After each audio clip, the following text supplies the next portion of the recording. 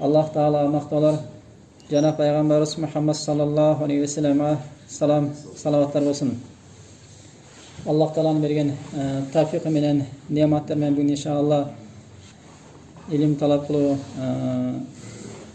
jana o'shonday Alloh taolaning eng birinchi buyurgan tavhidni o'rganuv to'g'risida masalaga inshaalloh jinal o'tiramiz. Bugungi ala turgan masalamiz baringizlar bilgandaylar qarapayım adamlar arasında, qarapayım musulmonlar arasında kengiri taragan shirklar var. Oşol shirklar to'g'risida so'z olamiz.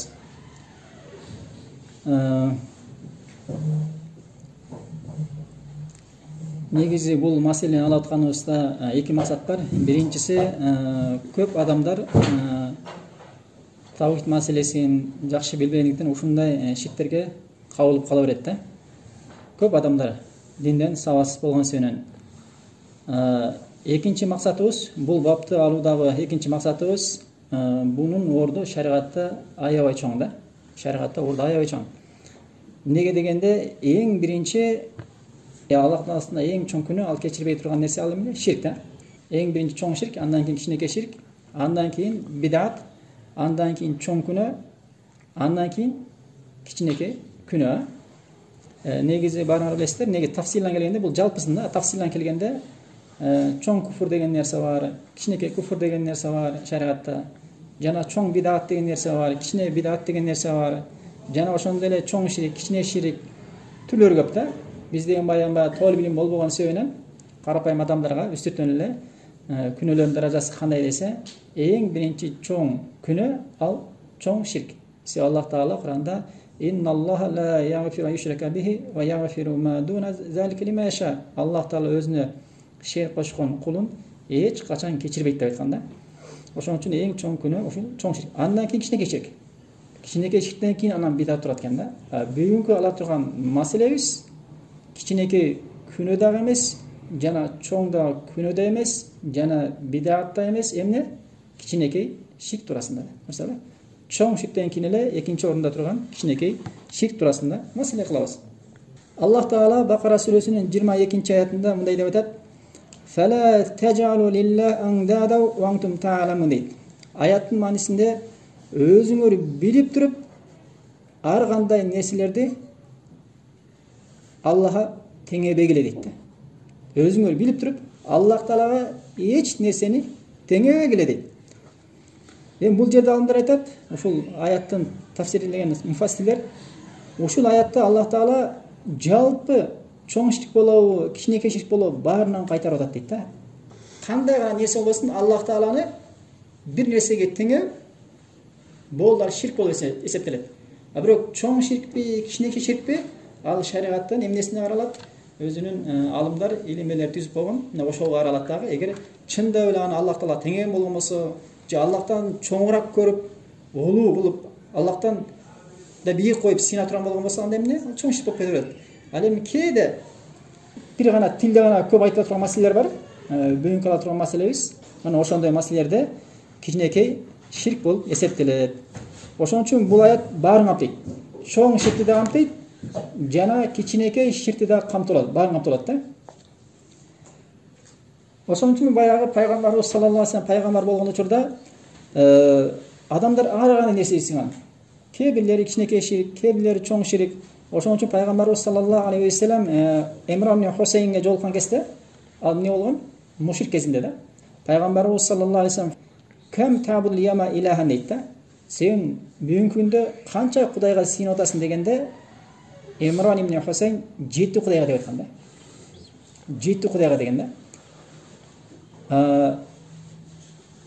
Sittatun fil ardı vahidan fis sama degende. Алтоо жерде, бирөө асманда дегенде. Бирөө Аллах болгон асмандагысы, ал эми калган алтоо каякта болгон жерде болгондо. Ар кандай. Ошондо пайгамбарыбыз саллаллаху алейхи вассалам жана жакшы көргөнүң, жана коркконуң кайсыл? Ошол жетүүнүн арасынан дегенде асмандагысы деп айткан. Бай адам кыйналган учурда кайрыла турганы, же көбүрөөк жакшы көрүп сүйгөнү кайсы деп суралганда, ал асмандагы Аллах деп жооп берген да. Мушриктер ошол учурда эле Эмне кылган? Ар кандай Кудайга сыйганына карабастан эң башында турган кудайлар эмне болгон? Ал Аллах болгон. Аятта келет го. Алар деңизге барып, тоодой толкундар чапчыганда ошол жерден кутула албарын билишкенде эмне кылышкан дейт? Баягы дуа кылып жүргөн, шерик кошуп жүргөн кудайлардын баарын таштап, жалгыз Аллах Таалага сыйышкан дейт да. Себеби ошондой кыйынчылыктан чыгараткан бир гана Аллах экенин билишкен дейт да. Аллахтан башка эч ким куткара албарын билип, анан ошол Аллахка гана дуа кылышкан дейт да. Анан Аллах Таала качан куткарып, ошол баледен кутулгандан кийин деңизден баягы куракка чыгып, кемеси менен куракка чыккандай, анан кайта баягы кудайларына дуа кылып, сыйынып, кайта шерик кошусун уланта беришкен да, барабы. Ошондой деңгээлде мушриктер болгон. Жогоруда айтылган хадис, Имран ибн Хусейн деген хадис, Тирмизиде келет, 3483 номерде. Хадистин исламда сөз бар, бир Ибн Кайым хадисте Хасан деп айткан. Мына ошондон бүгүн эмне? Бүгүн кичине ширк туурасында маселе кылабыз. Кичине ширк туурасында маселе кылабыз. Жогорудагы аятты, жогорудагы Бакара сүрөсүнүн 22-аятында айтпады Аллах Таала. Өзүңөр билип туруп, Аллах Тааланы эч нерсеге теңебегиле дебеди. Ушул аятта Al-Andad деген дейт да. Теңөө дегенди бул теңөө, ушул аятта Аллах Таала теңебегиле деп жаткан жери бул ширк деп атат да. Кандай гана нерсе болбосун, Аллах Таала эч нерсени теңебеш керек дейт. Хуа ширку аффа мин дабимин намли ала сафатин савда фи зулматил лайли дейт да. Ушул аяттагы Al-Andad деген бул ширк дейт. Кандай ширк дейт? Караңгы түндө сыйгалак кара таштын үстүндө кетип бараткан кумурсканын баскан дыбышынан дагы ширкке түшүп калуу адам үчүн жеңил дейт. Караңыздар, кандай экен?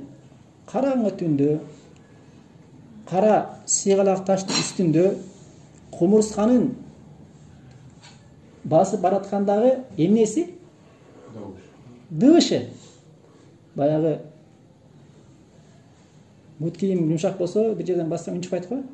Бирок такалуу болгон болсо, так деп үн чыгат го. Эми элестетип көрсө, караңгы түндө кара сыйгалак таштын үстүндө басып бараткан кумурсканын дыбышын биз кумурска ушундай бир жүгүрөтпесе деле сезбейбиз, тура турабызбы? Же ким сезип коет бир, кумурсканын үнү жүгүрүп баратат деп эч ким айтпайт да, туурабы? Болушу мүмкүн эмес да. Эми ошол басып бараткан кумурсканын бутунан чыккан дыбыш кандай жеңил болгон болсо, адамга сезилбеген болгон болсо, адамдын да мына ушундай ширкеге түшүп калышы андан да жеңил дейт да. Ага теңеген жок, андан да жеңил дейт да. Мына бүгүн кала турган маселебиз ушул да. Биз алайын деп аткан маселебиз ушунчалык коркунучтуу экен, кумурсканын баскан дыбышынан дагы коркунучтуу экен да. Адам ошол нерсени айтканын, ошол ширкке түшкөнүн сезбей калат, билбей калат да, байкабай калат да. Караңыздар, ушунчалык коркунучтуу. Эми Ибн Аббас сөзлөдөт, кандайча чөт десе алат атат. Ва ан якула дейт, валлахи ва хаятка фулана дейт да. Сенин жашооң менен касам ичем деп дейт да. Баягы адамдар бизде касам иче берет го, эсиңерби? Касам деген түшүнүңөрбү? Ант, бизде ант иче берет. Арабтарда ва хаятка деп, сенин жашооң менен касам ичем деп айта берген да арабтарча. Ошентип бул эмне да, бизде баягы нан урсун, туз урсун деп коет го. Ошо да. Негизи арабтар эмне? Башкача айтат. Ар бир жерде баягы ант бергенде кеңири тараган маселелер бар да. Кыргызстанда бизде эмне?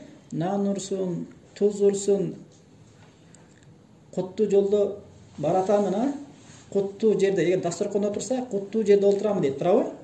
Дагы эмне? Өлүп кетейин дейт. Жана башка ар кандай нерселер бар, туурабы эмеспи? Ошол нерсени байкай калат адамча. Байкай калат. Мына ушундай нерселерди Ибн Аббас айтып атат да. Биринчиси эмне экен? Касам ичкен. Экинчиси эмне болду? Биринчиси сенин жашооң менен касам ичем деп айткан dedi. Арабтар бири-бирине ушундай бир бирөөдү ишендирүүгө умтулганда, бир сөздү же бир ишти ишендирүүнү каалаганда, сенин ишенбей атасың мага? Мен сенин жашооң менен касам ичемин, ант беремин деп айтчу экен да. Биз айтпайт, биз нан урсун, туз урсун деле коет болду. Экинчиси, ويقول ابن عباس айтат, экинчиси лаула калбату хада латана лусус дейт да. Экинчиси, баланча ит болбогондо дейт. Баланча ит болбогондо бизге үйгө уру кирмек дейт. Же болбосо баланча өрдөк же каз болбогондо үйдө уру кирмек дейт да. Сен билесиңер, баягы түндө уктап атсаң, уру келгенде көбүнчө эмне ит үрөт да, туурабы? Жана ошондой эле үйдө каз болгон болсо, өрдөк болгон болсо, тоок болгон болсо, уру киргенде баягы чочуйт да. Чочуп, өрдөктөр, тооктор бакылдап, кыйкырып, ошенткенде баягы эмне урунун келгени, үйгө келгени сезилип калат да. Анан кийин үйдөн чыкканда баягы уру качып кетиши мүмкүн. Ошондон кийин эмне деп айтат? Баланча итибиз болбогондо уру баланча малыбызды утап кетмек. Же баланча казыбыз, же баланча өрдөгүбүз болбогондо үйгө уру кирип, акчабызды же болбосо сарайда бир нерсени алып кетмек деп айтат. Ушул жерде ошол үйүнө уру кирбей калганын, Аллах Таала уру кирбей, баягы уру үйгө кирбей калганын кимге кайтарып атат ошол неаматты? Аллахабы же казгабы? Казга, өрдөккө, тоокко жана итке кайтарат, көрүнөбү? Негизи бардык нерсе жакшылык, жамандык кимдин калоосу менен болот? Аллах Тааланын калоосу менен болот. Эгер сенин үйгө бир уру кирбей калган болсо, анда Аллах Тааланын калоосу, Аллах Таала аны тадырга жазып койгон да. Бул гана кээ бир нерселер себеп болуп калышы мүмкүн да. Баягы ит себепкер болуп калышы мүмкүн. Же баягы өрдөк, же каз, же тоок себепкер болуп калышы мүмкүн. Ушул тоок же өрдөк, каз себеп болбогондо деп атабы, же болбосо өрдөк, каз, тоок болбогондо деп атабы? Түшүндүңүздарбы маселени? Эгер Аллах жана андан кийин ушул итибиз болбогондо үйгө уру кирбейт эле десе, сөз эмне? Туура. Туура отура эмеспи? Себеби эң биринчи ошол сактап коюуну Аллах деп билип атат бул жеренчи. Аллах болбогондо жана деп айткан болот. Аллах андан кийин ушул итибиз себеп болбогондо Аллах жана ушул итибиз себептен уру кирбей калды десе, сөз туура болот да. Ал эми жөн эле ушул итибиз болбогондо уру кирмек, же казыбыз болбогондо уру кирмек, же тоогубуз болбогондо уру кирмек деп айтса, анда ошол сакталып калган немат кимге кайтарган болот? Аллах Таала уруну киргизбей сактап койсо, ал кимден көрөт ошол нематты? Тооктон, каздан, иттен көрөт экен. Ошол нематты сактап кой, немат кимге? Тоокко, итке берип атат деп көрсөң. Ошон үчүн туура кантип айтыш керек экен? Аллах болбогондо, андан кийин ушул итибиз же тоогубуз же казыбыз себеп болбогондо үйгө уру кирмей келе деп айтса туура болот. Сапарда көп жүргөн адамбыз го биз, туурабы, кыргыздар? Ашууда көбүрөөк жүрөбүз, трассада көбүрөөк жүрөбүз. Анан көбүнчө ушул маселеде кездешет да бизечи, жолдо кетип атканда бизде азыр кышта болуп атат, жол бар тайгак. Ашууда болсо жолдор, ар кандай жолдор бар. Анан катып айдап баратканда кокустан машина кыйшайып кайта оңоруп калса, же бир жерден авариядан саламатта калсаң, не дейт бизде алар? Бизде элдер эмне дейт? Могул шофер мыкты шофер экен машалла дейт. Ушул шофердин мыктылыгы болуп калды дейт да. Эгер башка шофер болгондо биз өлүп кетмекпиз дейт да. Сактап коюу немат кимге берип атат? Шофер берип атат. Аллах болбогондо андан кийин ушул шофердин баягы не деп коет? Тажрыйбалуу ушул шофер болбогондо биз кырсыкка учурамакпыз десе, сөз туура болот да. Сен эң биринчи немат кимге берип атасың? Эң биринчи немат Аллахка берип атасың, андан кийин деп атасың да. Жана деп айткан болот. Туура болот эмеспи? Сен төгүп коесуң да. Аллах жана ушул шофер болбогондо десең, анда теңеп коесуң да, көчү. 50-50 болуп калат да. Кантип айтыш керек сен? Аллах андан кийин ушул тажрыйбасы бар шофер болбогондо биз кырсыкка учурамакпыз деп айтсаңар туура болот. Ошондо кичине ширкке түшпөйсүңөр да. Түшүнүктүү маселе? Ал эми ушул шофер болбогондо Пучкадан көрөк болду. Же болсо жана эмне деп коет дөңгөлөк таптын. Зимний липучка. Бүгүн эле алдым ушул липучка. Болбогондо өлүп кетмекчи деп айтсаң, сен анда ошол саламатта калууңду сактап коюу нематын Аллах эмес, ошол макулукка берип койгон болсуң. Эмне деп атасың? Алхамдулилла. Аллах Таала болбогондо жана ошол кээ бир себептерди карманып дөңгөлөгүмдү алмаштырып коймогондо, андан кийин себептерди карманып ушул дөңгөлөктү алмаштырып коюум болбогондо биз бир тайып кетип эге учурамакпыз деп айтса сөздөр болот. Мындай сөздү оңдош керек да. Биз кыргыздар тавхид маселесинде сөздү оңдоон билбейбиз да. Себеби бизге эмне тавхид маселеси кызык эмес да. Бизге мындай Раббус Аллах Тааланы, бүткүл ааламды жараткан Аллах Тааланы бир нерсеге теңеп коюш биз үчүн эчтеке эмес. Андан көрөп биздин бир дүйнөбүз күйбөсөк, бизнесте күйбөсөк, дүйнөдөн айрылбасак болду. Бирок Аллах Тааланы бирөөгө теңеп коюу бизге проблема эмес. Себеби биз эмне? Динден, исламдын, тавхиддин, ыймандын ордун билбейбиз да. Билбейбиз. Биз дайым айтабыз го, баягы ата энең жөн эле биз Аллах Тааланын берген нематтарын көп адамдар билбейт чындыгындачы. Ин таудду ла тохсуха дейт да. Эгер Аллах Тааланын нематтарын санай турган болбосоңор, чегине жетпейсиңер дейт да.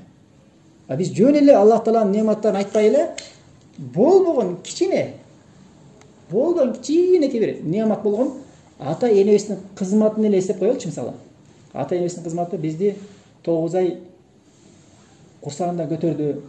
Андан кийин 2 жыл бизди эмгизди. Канча түн, канча күн барыңар билесиңер, канча түндө уйкусун бузуп бизди эмгизди. Оорусак биз менен кошо ооруйт эле. Ыйласак биз менен кошо ыйлайт эле. Сүйүнсөк биз менен кошо сүйүнөт эле. Күлсөк биз менен кошо күлөт эле. Мына ошондой энебизди да бир 18 жашка толгондон кийин ошончо кызматты кылып туруп, акыл эске толуп, өзүчө басып жүгүрүп иш кылып калгандан кийин мен сени тааныбайм деп башка бир адамды энеңе теңеп, ошол энеңе татыктуу болгон мамилени башка бирөөнү эне деп алып, ага жакшы мамиле кылып, ошол башка аял менен эркекти ата энеңе теңесең, ата энең не дейт сага? Машалла, жакшы иш кылдың дейби? Ичинен бар го, күйүп кетет да. Турабы? Ичи жарылат да. Жүрөгү жарылып кетиши мүмкүн да. Бул мен малам деп ыйлаган башты кылбайт да. Бул жөнөкөй кичинекей бир кызмат кылган энебизди же атабызды бирөөгө теңеп койсок, бир адамды ата деп теңеп койгон болсок, же апа деп атанын ордуна теңеп койгон болсок, алардын жүрөгү жарылып кетет да. Сени кече албашы мүмкүн эч качанчы. Болбогон кызмат үчүн. Бирок бүткүл ааламда Раббысынын берген нематтары айтып бүтпөйсүң да. Ал нематтарды айтып бүтүү күнү токтобой айтсаң да токтобойсуң да. Бирок карапайым адамдар билбеши мүмкүн да. Мына ошол затка, ошол улук болгон, күчтүү болгон, керемет болгон затка бир болбогон итти, же болбосо өрдөктү, же казды, же тоокту, же бир адамды, же бир өлүктү, жана башка бир же унасына, мен ушул унам мыкты болбогондо өлүп кетмекчи да кедечи. Кеде унасына кичине киш кылат да. Көрөбү? Бул жерде, бул асарда Ибн Аббас кээ бир гана өзүнүн заманында, учурундагы адамдардын арасында кеңири тараган кичинекей ширктерди мисал келтирген. Көбүнчө эмне үчүн кичинекей ширк? Сиз теңип атпайбы? Теңип атат турабы? тең атпай, мисалы өрдөк болбогондо же болбосо эмне каз болбогондо, ит болбогондо тең атпай, эмне үчүн чоң ширк болбойт да кичине ширк болот? Маселе түшүнүктүүбү? Негизи чоң ширк болуш керек да, тура эмеспи? Аллаха бир нерсени теңеп койсо, же Аллаха бир нерсени бийик койсо, анда эмне чоң ширк? Тура эмеспи? Эмне үчүн бул жерде теңеп койсо да кичине ширк болот? Алымдар айтат да. Себеби дейт, бул ширктер дейт, бул айтылып аткан сөздөр көбүнчө адамдын тилинен чыгат дейт да. Тилинен чыгат да, ошондой нерсе көп чыгып, адамдар ушул маселеде көп жаңылып түшө бергендиктен чоң ширк эмес, кичинекей ширк деп көрүшкөн. Көбүнчө адам жаңылып, шашып, сүйлөп түшүп кала берет да. Ошон үчүн алымдар муну дейт, кичинекей ширк деп көрүп атат да. Бирок алымдар айтат, ошол айткан нерсесин жүрөгүндө тилин деле айтып койгон болсо, тилин деле Аллаха теңеп койгон болсо, эмне болот? Кичине ширк. Ал эми жүрөгү менен ошол айткан нерсесин, мейли ит болобу, өрдөк болобу, же ошол айткан нерсесин Аллаха теңеп ишениминде, же Аллахтан жогору отурган болгон болсо, анда эмне болот анда? Анда чоң ширк болот. Түшүнүктүү маселе? Себеби негизи асылы Аллаха бир нерсени теңеп коюш чоң ширк болот, бирок ушул маселелерде касам ичкенде, жанагындай сөздөр айтканда, ушундай маселелерде сөздөрдү айтканда, тилинде гана теңеп койгон себебинен кичине ширк болот экен да. Ал эми жүрөгүндө аны улуктап, Аллах менен тең, же Аллахтан да бул улук жогору турат деп айта турган болгон болсо, ишене турган болгон болсо, анда эмне? Анда чоң ширкке түшкөн болот.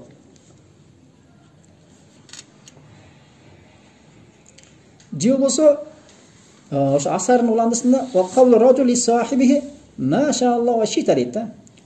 Ибн Аббас сөзүн уландысында айтып атат, ma sha Allah wa shita. Аллах кааласа, жана баланча кааласа дейт да. Бизде баягы көбүнчө иштерде не болот десе, болот иштер десе, иншалла Аллах кааласа деп атабыз го.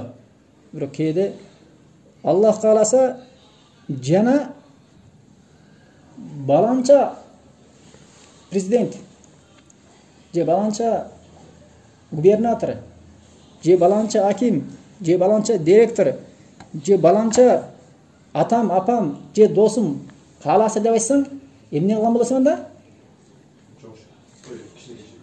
Кичине ширкке кабылган болосуң. Тура эмеспи? Эмне үчүн? Себеби тилиңде теңеп коюп атасың да. Көп бай адам түшүп кала турган маселеде теңеп коюп атасың, тилиңде гана кичине ширкке кабылган болосуң да.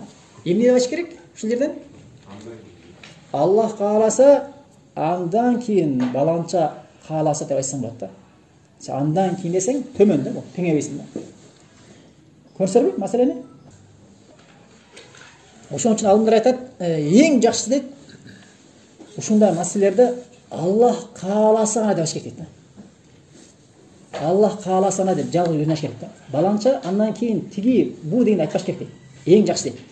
Ал эми айта турган болгон болсоң, Аллах кааласа, андан кийин баланча кааласа деп айтсаң, бул уруксат дейт да.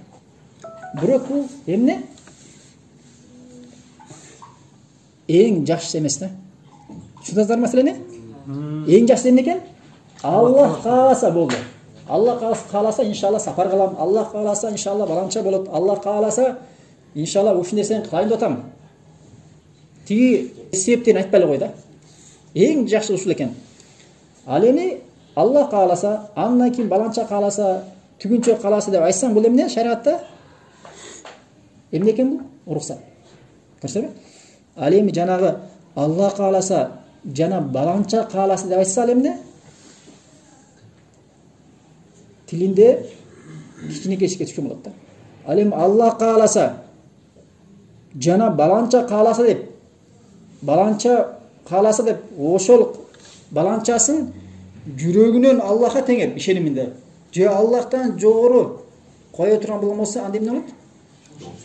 Чоң ширк. Мисалы кээ бирөө жанагы авлиелерге, мисалы Аллах кааласа, анан Сулайман тоо кааласа десе, эмне болот? Сулайман тоосунда мүмкүн сыйып жүргөн адам болгон болсо, анда чоң ширкке түшкөн болот да. Аллах кааласа, андан кийин Манас атанын арбагы кааласа десечи. Эгер жүрөксүз болсо. Эгер тилин деле болгон болсо анда эмне? Кичине ширк. Ал эми жүрөгүнө Манас атабыздын арбагына сыйынып, ошол колдойт, коргойт деп жүргөн адам болгон болсо, анда эмне? Чоң ширкке калып калат. Көрөң маселени? Же Аллах кааласа, же баланча Түркистандагы Кожакмет Яссауинин, Кожакмет Яссау билесиңерби? Кожакмет Яссауинин арбагы кааласа, же Кожакмет Яссау кааласа, же баланча вали, же баланча авлия кааласа десечи.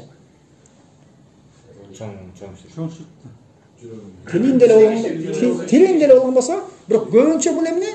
Көбүнчө адамдар буларга сыйнат да чоң. Тура эмеспи? Көбүнчө Кожакмет Яссау адамдар сыйган үчүн көбүнчө эмне? Чоң ширк да. Ал эми жанагы нан урсун, туз урсун, же куттуу жерде баратам, куттуу жерде турам деген сөз, анда көбүнчө эмне? Ал тил айтканда эч кандай күмөн жок, ал эмне? Кичине ширк. Түшүнөбү? Сен адамдар күндө ар жерде айтып жүргөн нерселер да. Ал эми бирөө жарым Аллах кааласа, Кожакмет Яссау кааласа деген сөз, бул деген аны адамдар биз айтып бербейт да. Түшүнүктүбү? Аны бир ошого сыйынган адамдар айтат деген. Ошон үчүн эмне адам билиш керек да. Ибн Аббас сөзүнүн уландысында эч качан сен бир ишиңде Аллах жана баланча кааласа деп айтпаган дейт да. Фа инна хаза куллу би ширкин. Себеби ушул нерселердин бардыгы ширк дейт да. Бул жердеги ширк деген максат эмне? Кичинекей ширк да. Кичинекей ширк адамдардын тилинде, оозунда көп айтылып жүргөн нерселер да. Бул асар Ибн Аби Хатимдин тафсиринде келет. Биринчи томунун 62 бетинде да. Кимдин тафсиринде экен? Ибн Аби Хатимдин тафсиринде келет. Ошондуктан түшүндүңөр маселени. Ошондуктан мына ушундай тилде көп айтылып жүргөн нерселерди тилин деле айтып койгон болсо, тилин деле Аллаха теңеп койгон болсо, анда кичине ширкке түшкөн болот. Ал эми тилинде да теңеп, жана жүрөгүндө да теңеп, жосо жүрөгүндө Аллахтан жогору кое турган болгон болсо, анда эмне? Анда чоң ширкке кабылган болот. Түшүнүктүү маселе? Түшүнүктүү, иншалла. Анан мындай да, бул мисалда, асарда келген мисалдарды, же мен келтирген мисалдарды көрүп алып эле, ушул нерсе менен гана чектелет экен деп ойлоп калышыңар керек да. Биз ар бир мисалды камтый албайбыз да, туура эмеспи? Бирок эң негизгиси эмне нерсе болсун. Аллах Таалага эмнени теңебесин. Мейли ал жаныбар нерсе болсун, мейли ал жаны жок нерсе болсун, ал тоо болобу, күн болобу, ай болобу, таш болобу, мазар болобу, кабыр болобу, же кабыр эси болобу, же баланча дарак болобу, же баланча эмне нерсе болсун. Теңедиби? Ал шариаттын өкүмдөрүнө салынат да. Бул биз айтып аткан маселе эмне гана? Тилдеги жанагы көбүнчө адамдар айтып жүргөн маселеде гана кичине кичик болот теңегенде. Ал эми башка маселелерде эмне? Чоң ширкке кабылган болот. Түшүнүңөр маселени? Түшүнүктүү. Андан кийинки хадисте Абдулла ибн Умар аннау самия раджулан якулу ла вал каабати. Абдулла ибн Умар деген сахабаны баарыңар билесиңер. Ошол сахаба бир адамдын ла вал кааба, кааба менен касам ичем деп айткан болот да. Карагыла. Абдулла ибн Умар бир адамдын мен кааба менен касам ичем деп. Эмне менен касам ичип атат? Кааба менен.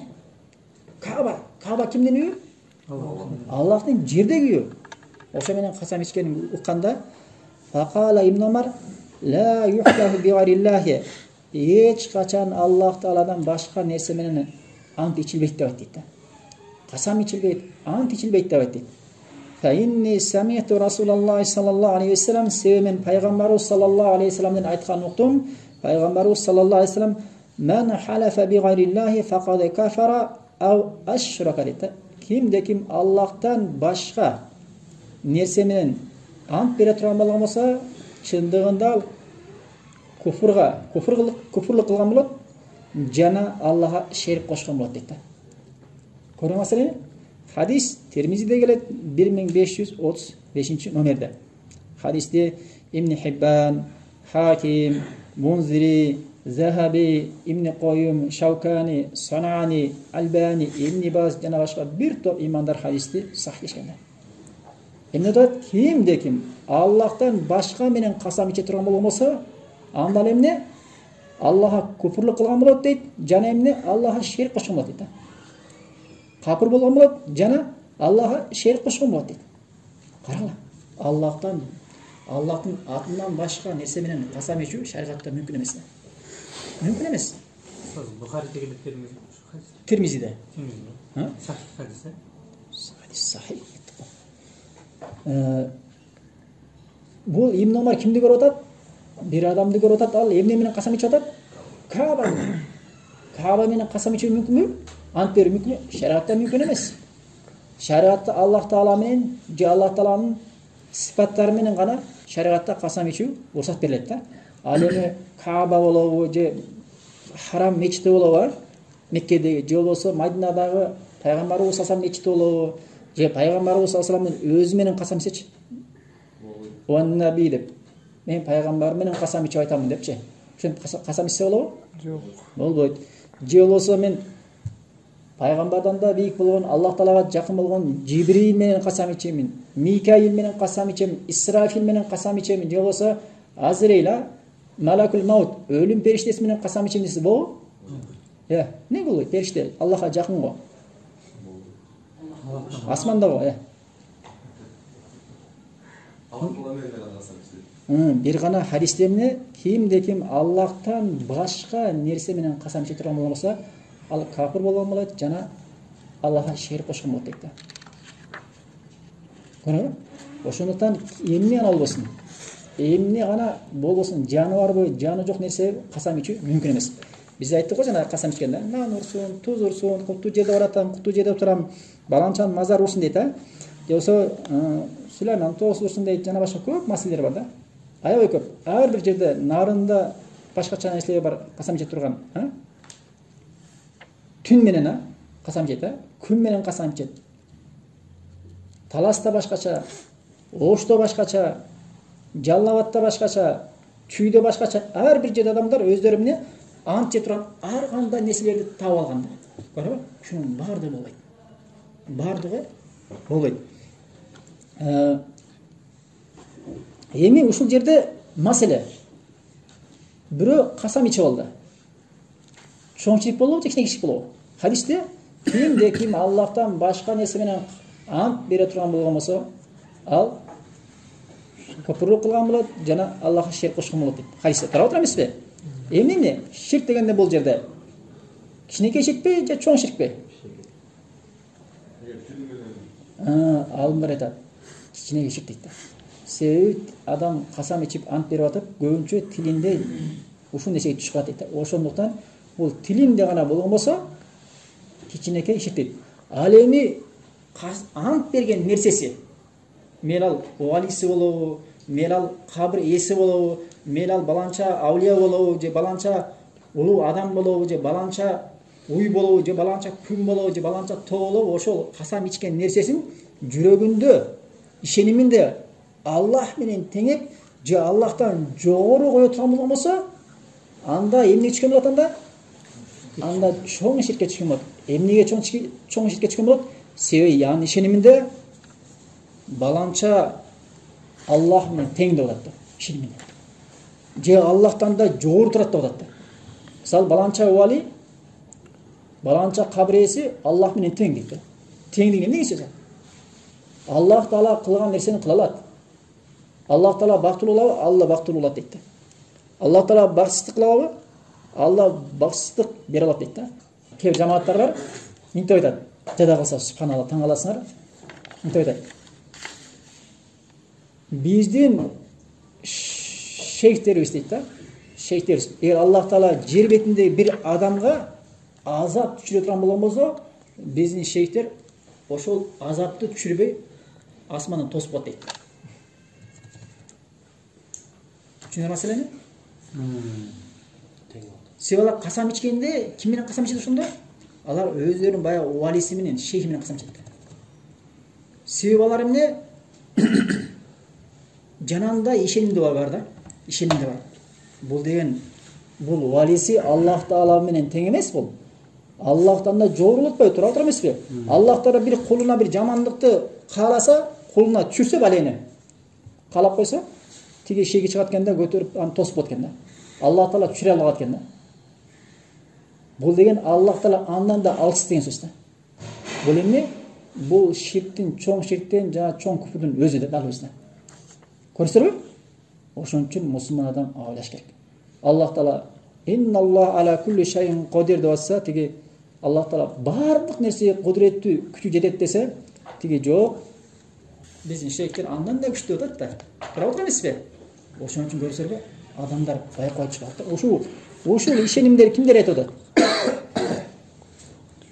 Биз ошон адамдар айтып атат да. Бул бир жиндердин арасынан бирөө айткан жок. Шайтандардын арасынан бирөө айткан жок мына. Шайтандардын арасынан алар каалаган нерсени айта берет. Бирөктөн кимдин арасынан? Адамдардын арасынан. Мен мусулманмын деген адамдар муну айтып атат. О, мен яхудмун, мен христианмын, мен буддистмин, мен мажусмун, мен баланчамын, мен түгүнчөм деп айткан адамдар айткан жок муну. Кимдер? Мен мусулманмын. Мусулманмын дегендеги дагы жөн эле мусулман эмес. Мен ахли суннамын, сүннөт ээсимин деп айтып аткан адамдардын сөзү бул. Түшүнүңүздөр маселени? Эмне үчүн биз тавхид маселесин алып атабыз?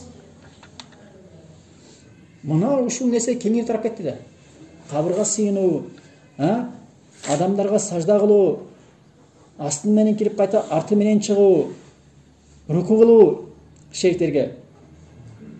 Кабырына барып талак кылуу, кабырына барып эмне? Түнөп жатып ошол жерде. Ушундай нерсе кеңири тарап кетти урматтуугандар. Мына ошон үчүн пайгамбарыбыз саллаллаху алейхи вассаламдын негиз максаты эмне эле? Жөнөтүлгөндө адамдарга Аллах Тааланын жалгыз доону жеткирүү болгонда. Пайгамбарыбыз саллаллаху алейхи вассалам Маккага пайгамбар болуп жиберилгенде кандай болгон? Адамдардын абалы. Бир адамдын 10, 15 жана Имран менен Хусейндин канча кудай болгон? 7 кудай болуп атат сиңа. Бирөөнүн 10, бирөөнүн 15, бирөөнүн 20, бирөөнүн 50 кудай болгон. Бирөөнүн баласына ден соолук сурайт. Бирөөнүн ырыскы сурайт. Бирөөнүн жолунда сапарында жеңилдик болушун сурайт. Бирөөнүн дагы күч кубат сурайт. Ар кимисин аргандай сурайт да. Жада калса сапарда кетип атканда жанагы өздөрү кээ бир кудайларды таштан жасаса, кудайлардын түрү болгон да, кээ бир кудайлардын өздөрү камырдан жасаган, камырдан. Камырды катырып коет го, катырып жасап коет. Сапарга чыкканда бая сыйнам деп бая кудайын куржунга салып алат да.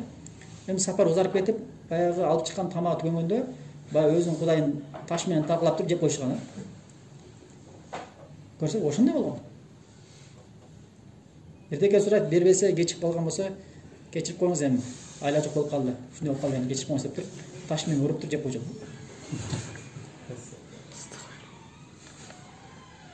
Мына ошондой болгон.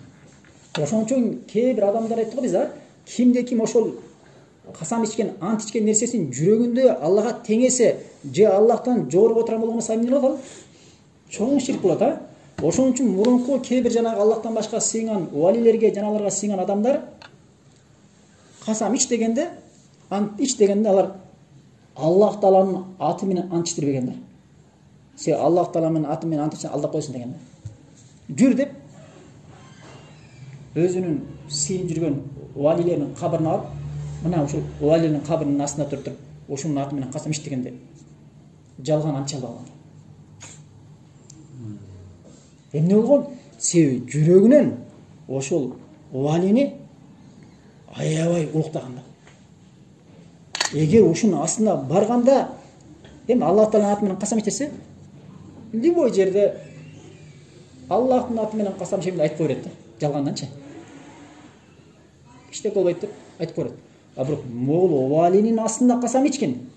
Мына ушул вали баардык нерсени көрөт, билет, зиян берет, өлтүрүп коет, оозуңду кышайтып коет, кулагыңды кышайтып коет, минтет, тигинтет деген нерселер көп да аларда, ишендер, тура эмес ишендер. Ошондо ишендер билет да. Билет дагы анан эмне? Ошонун астына барганда сактап жүргөн сырын айта берген да.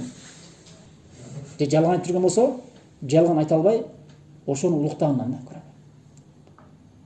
Ошондой кылышкан. Атайын сапар кылып барып жүр. Сенин канчалык деңгээлде айткан сөзүң чын экен, же кылган ишиң чын экен, жүр деп туруп 50 километрби, 100 километрби ошака атайын барып, валисинин кабрынын астында эми ич көрөк деген да. Көрөк эми ушунча.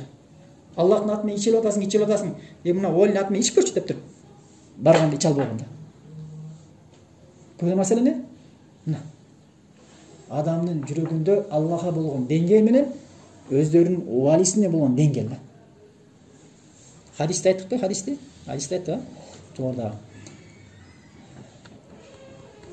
Ошон үчүн пайгамбарыбыз саллаллаху алейхи ва саллям башка Абдуллах ибн Омардан келген хадисте пайгамбарыбыз саллаллаху алейхи ва саллям сахабалардын бирин өзүнүн атасы менен ант ичкенин угат. Өзүнүн атасы менен жахилият доорунда сахабалар жаңы динге келип атканда баягы жахилият доорунда алган кээ бир майда шиктер бар болчу да. Ошолорго пайгамбарыбыз салам сахабалар кээде илимсиздиктен түшүп калган учурда пайгамбарыбыз аларга айтап турган да. Бул нерсең туура эмес депчи. Айтап турган да. Ошолордун бири пайгамбарыбыз саллаллаху алейхи ва саллям бир сахабасын сапарда кетип атып, өзүнүн атасы менен касам ичкенде пайгамбарыбыз эмне деп? Фақала ала инналла янхакум ан тахлифу би абайкум. Аллах таала силерди атаңардын аты менен ант берүүдөн, касам ичүүдөн тыйбады эле, кайтарбады эле деп айтат да пайгамбарыбызча. Мен кана халифан фальяхлиф биллах. Кимде ким ант бере турган болсо, Аллахтын аты менен ант берсин дейт. Ау лесмут же унчпасын дейт. Караңыз. Кимде ким ант бере турган болсо, касам иче турган болсо, Аллахтын аты менен ант ичсин, же унчпасын дейт. Ошон үчүн пайгамбарыбыз саллаллаху алейхи ва саллям сахабаларын үшүнтүп, сен шикке түшүп калдың, динден чыгып кеттиң, бол бүгүнөн баштап мусулман эмессиң сен деп пайгамбар андай кылган эмес да. Кандай ширкке түшпөсүн, күнөө түшпөсүн пайгамбарыбыз жашынакай эмне көркөм мүнөзү менен, адеби менен алардан эмне туура жолго баштап, туура жолду көрсөтүп, мына ошондой кайтарып турган да. Карагыла. Кимде ким касам иче турган болсо, ал Аллахтын аты менен ант берсин, же унчпасын дейт да. Хадис Бухариде келет 6646 номерде. 46 номерде. Башка хадисте Абдурахман ибн Самура деген сахабанын хадисинде пайгамбарыбыз саллаллаху алейхи ва саллям айтат: "Ла тахлифу бит-тавагhi" дейт. "Ла тахлифу бит-тавагhi" дейт. Бит-тавагhi деген эмне? Бит-тавагут деген. Тагуттар менен касам ичпегиле, ант ичпегиле дейт да. Тагут деген эмне? Аллахтан башка сыйынып аткан бардык нерселер. Бардык нерселер ким гана болсун, мейл ал сыйынып аткан жалган кудайлар болобу, же тирүү шейхтер, олиялар болобу, же кабыр ээлери, мазарлар, таштар болобу, эмне болбосун. Тагуттар менен касам ичпегиле, ант бергиле катып айтырган да. Хадистин уланысында вала би абайкум, жана ошондой эле атаңардын аттары менен дагы ант бербейли деген. Көрсөлбү? Хадис Муслимде келет 1648 номерде. Мына карагыла, динибиз. Биз пайгамбарыбыз саллаллаху алейхи ва саллям тавхид туурасында маселе козгогондо биякта жүздөгөн, миңдеген хадистер бар да. Тавхид туурасында жазылган жүздөгөн китептер бар. Аябай көп хадистер бар. Биз ошолордун кээ бирин гана айтып койгон болсок, адамдарга оор болуп атат да. Ушул маселеде азыр 3-4 хадис айттык. 3-4 хадистин өзү жарым саат болуп калды. Тавхид туурасында жүздөгөн, миңдеген, канча деген аяттар бар. Ошон үчүн алымдар эмне дейт?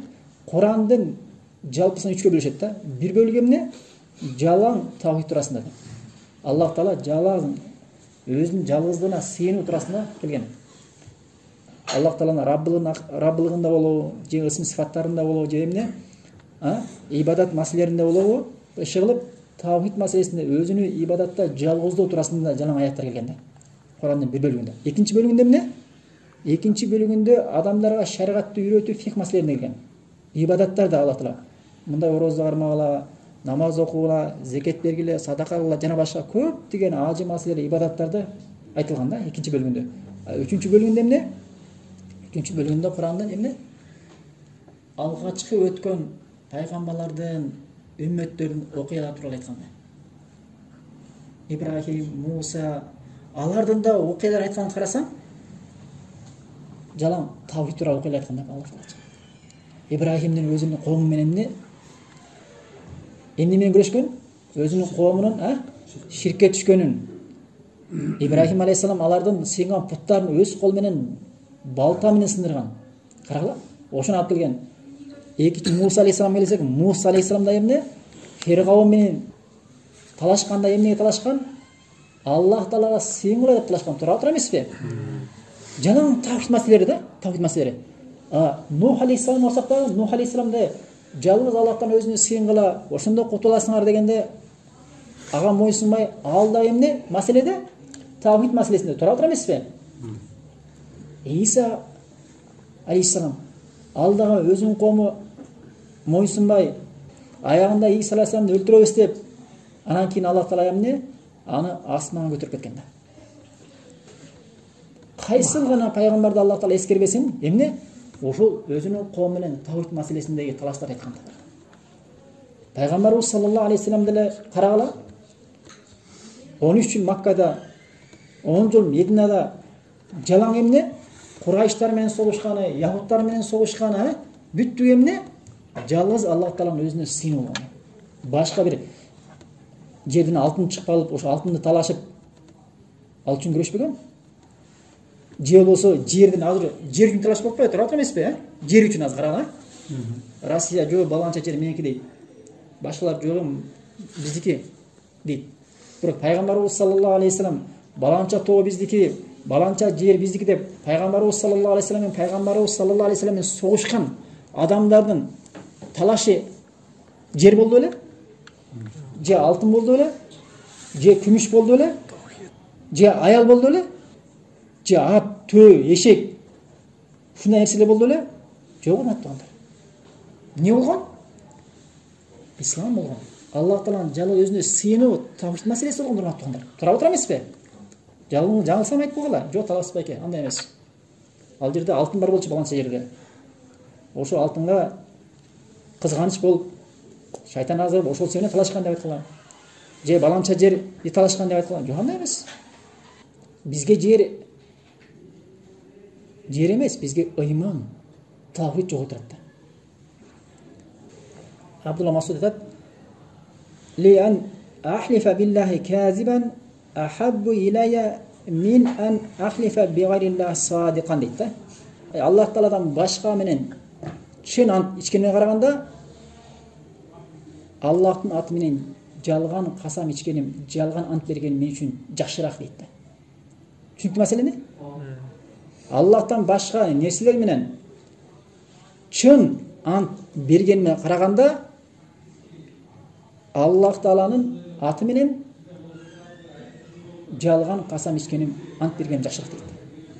Эмне үчүн?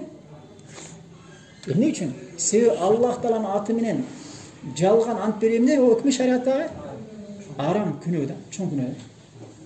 Ал эми Аллахтан башка нерселер менен, тогуттар менен жана башка нерселер менен ант берүү, ант ичүү, касам ичүү эмне? Өкмү?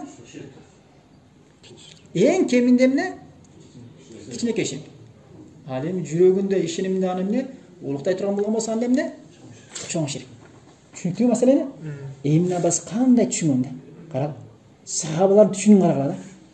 Эй, мен дейт, Аллах Тааладан башка нерсе менен чын ант ичкениме караганда Аллах Тааланын аты менен жалган ант ичкен мен үчүн жакшыраак, жеңил дейт да. Субханалла. Динди мындай ушундай бир түшүнгөн да. Бизде бага жигиттер бар го. Машина менен кетип атканда тык деген бир жерге чыгып калган болсо, баланча жер кетип тура дейт го. мастер болуп калгандалчы. Ар дайым машина менен иштеп, же болбосо бирөөлөр телефонду карап туруп, же компьютерди карап туруп, баланча проблемасы бар экен деп айтып коет да. Ал ичип койгон да. Ичип алган да мындай. Электрониканы, техниканы электриктерге барсаң, не болот деп то көрүп туруп эле, болду дейт да. Сен бияқта иштегенди түшүнбөйсүң, ал болду дейт да. Кичинекей ширк же чоң ширк дегенди айтат да, көрдүңбү? Сен ичип койгон да. Абдан мыкты билет да өзү кесимчи. Мына Абдулла Масуд жана башка сахабалар динди аябай мыкты билет да. Түшүнөт да. Көрөбү? Ошон үчүн айтып атат. Себеби Аллах Тааланын аты менен ант берүү жалган. Бул чоң күнөө. Ал эми Аллахтан башка менен касам ичүү, ант ичүү чындап, чын жүрөктөн бул адамды кичинекей ширк же эң нары кеткенде чоң ширкке калып, адам ыймандан, исламдан чыгып кетет. Көрсөтөбү? Бул Абдуразакта келет.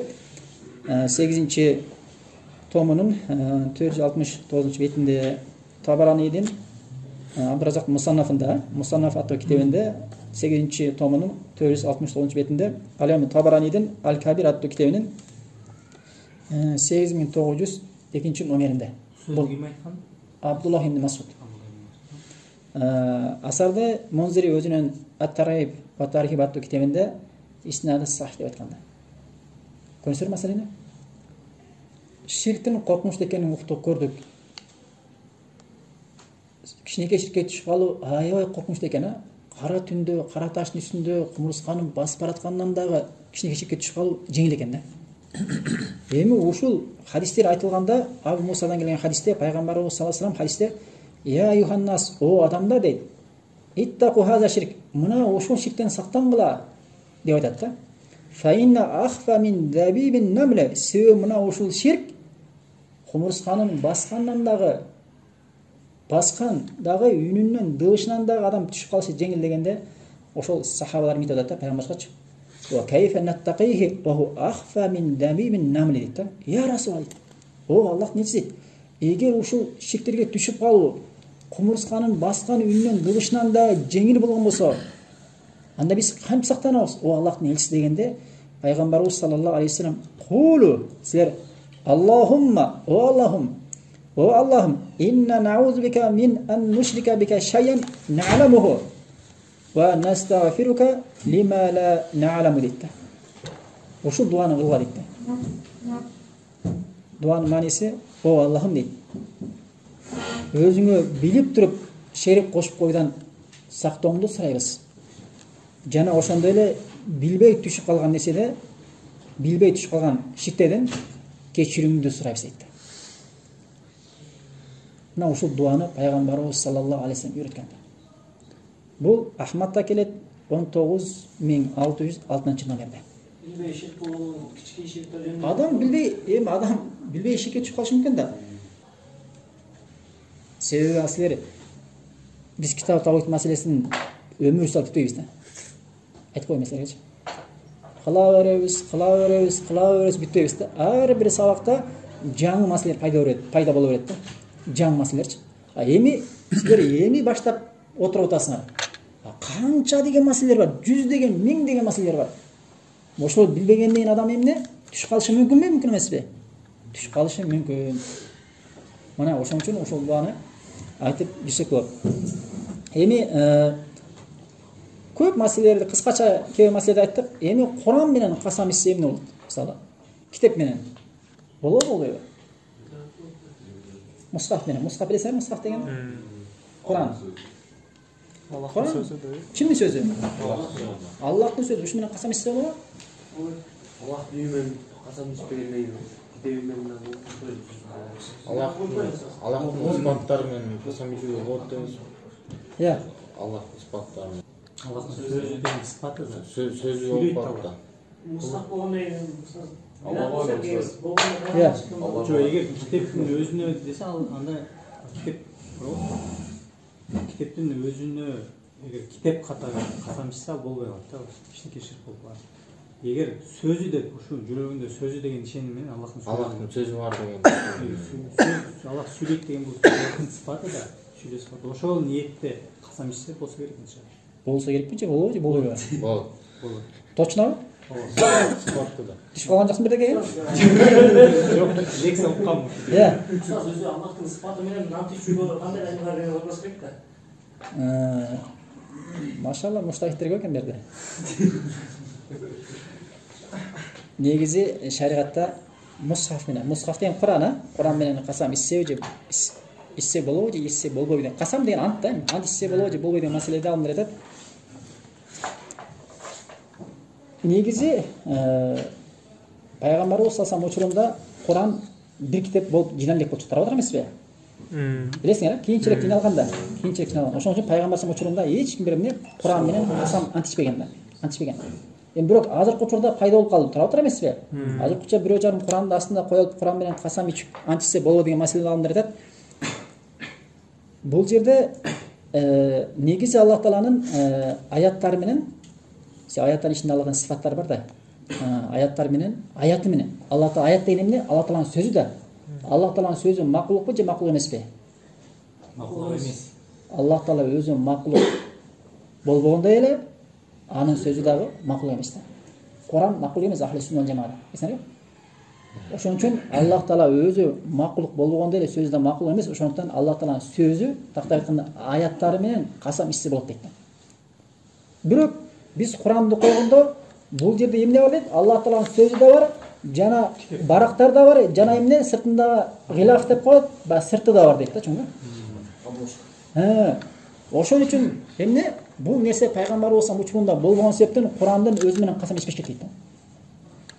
Бирок мындай эле оозеке эле Аллах Тааланын аяттары менен касам ичсе сифаттары менен болот дейт. Ал эми Курандын үстүнө коюу бул пайгамбарыбыз учурунда жок болчу, ошондуктан мындай нерсе менен касам ичилбейт дейт. Түшүнөбү? Ал жерде эмне? Куран аяттары да бар, жана барактар да бар, жана кагаз да бар, жана күлөңкө да бар, турап отур эмеспи? Ошондуктан колду кое алып ага касам ичилбейт дейт. Түшүнүктүү маселе?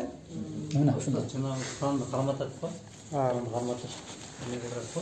Чындыкты айтып берчи.